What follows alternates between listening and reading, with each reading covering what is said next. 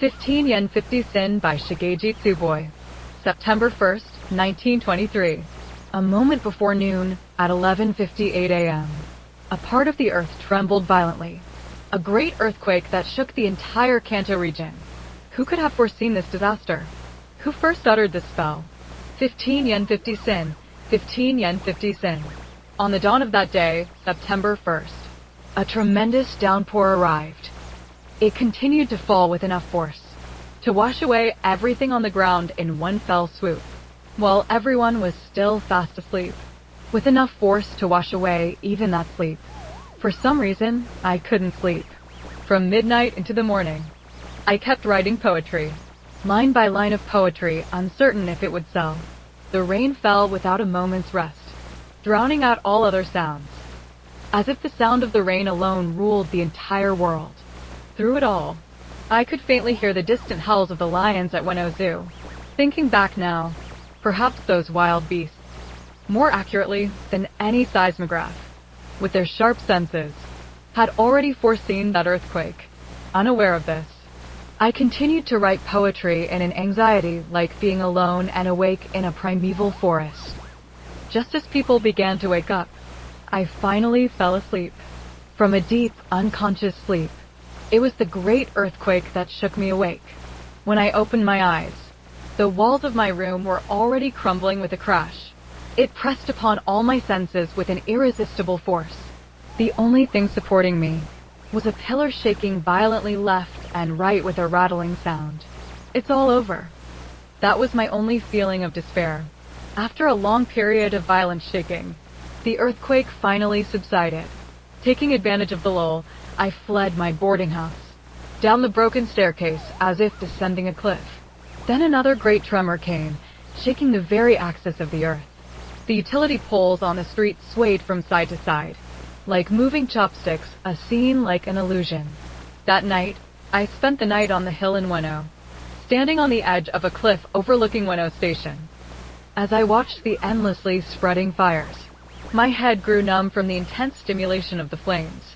The fire that licked the rows of houses in Asakusa and Shitaya looked as if it were burning a mile away, yet I could feel the heat on my cheeks, whichever way I looked.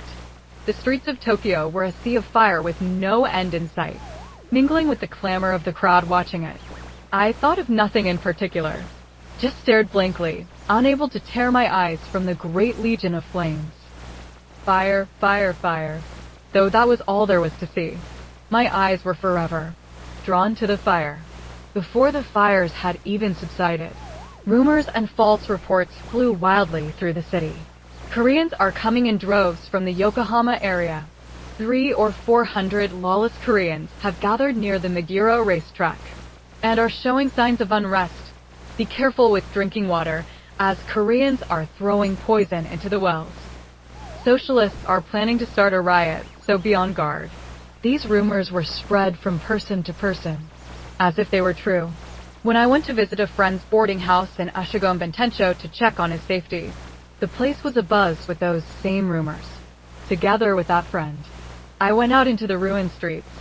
People were just wandering aimlessly to and fro. It was like a desolate festival. And what ruled over this festival-like chaos was martial law. Martial law enforced with bayonets. As we passed the martial law post set up before the bridge leading from Yaro Ishida to Ottawa. Hey, stop. We were called to a halt. Startled, I turned around. A soldier with a bayonet rifle on his shoulder. You're Korean, aren't you? He pressed me. At that time, I had long hair and was wearing a light blue rubashka, a Russian-style shirt. It was an odd appearance that would draw anyone's attention at a glance. I was stunned, realizing for the first time my own strange appearance, while flustered by the soldier's intimidating questioning. No, I'm Japanese. I desperately explained. My friend beside me also spoke up for me, and so we finally passed the dangerous checkpoint. More than the fear of being stopped by the soldier, it was the fear that followed that made my very soul tremble. If I keep wandering around a place like this, my life will be in danger. I told myself this as I parted from my friend. I had to check on the safety of another friend, feeling as if I had to hide myself. I hurried my steps without looking aside, towards Gokokuji Temple. My destination was Takanagawa. Then, from the opposite direction, led by the sound of a trumpet, a large group of cavalrymen came marching. The procession of the cavalry group, filling the 8 blocks of Ottawa, spread a bloodthirsty atmosphere throughout the streets, as if a street battle was about to begin at any moment. Adding to this bloodthirsty atmosphere were the posters plastered on every corner. Rioters are committing arson and looting. All citizens cooperate with the authorities to suppress them. It was also posted on the police bulletin board. It was then that I confirmed for the first time where the source of the rumors, spread from nowhere, had come from. My friend's house in Takanagawa was fortunately unharmed, but a new disaster was lurking around his house. That friend was a socialist. And because many suspicious people were always seen coming and going from his house, he was being watched by the neighbors. The commotion about Koreans and socialists was spreading among the citizens with every passing moment. I couldn't sit comfortably in this house either. It was at this friend's house that I heard a rumor that a group of Koreans had been tied together with wire like a string of beads and thrown into a river. I took off the rubashka that would be a source of trouble, borrowed a yukata, hakama, and a black soft hat. I pulled the hat down low to hide my long hair. And once again, I returned to my boarding house in Ushigomben Tencho. On the way around Tomasaka, I saw with my own eyes a man who looked like a Korean laborer, surrounded by a mob, struck from behind with a fireman's hook, and fall into his own pool of blood.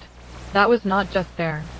It was a terror that was happening everywhere, leaving behind a Tokyo where new disasters were piling upon old ones.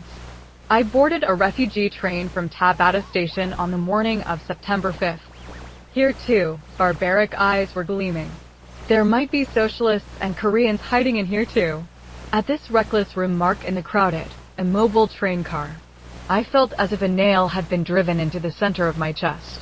And I instinctively pulled the brim of my low-worn hat down even further, because having long hair was one of the signs of a socialist. Every time the train arrived at a station, bayonet rifles peered into the train cars from the platform, checking if any suspicious people had slipped in. Which station was that, I wonder? When our train stopped at a small station, as usual, a soldier with a bayonet rifle came to inspect the car. He had large eyes like a cow's. He scanned the inside of the car with those large eyes. And suddenly, he pointed at a man in a happy coat squatting next to me and yelled, "Say, Jugo gojussen. 15 yen 50 sen." The man who was pointed at found the soldier's question so strange and abrupt that he couldn't grasp its meaning for a while, and just stared blankly for a moment. But then he answered in perfect Japanese, "Jugo gojussen." Good. After the bayonet rifle had left, I glanced at the man's face next to me. "Jugo gojussen. Jugo gojussen."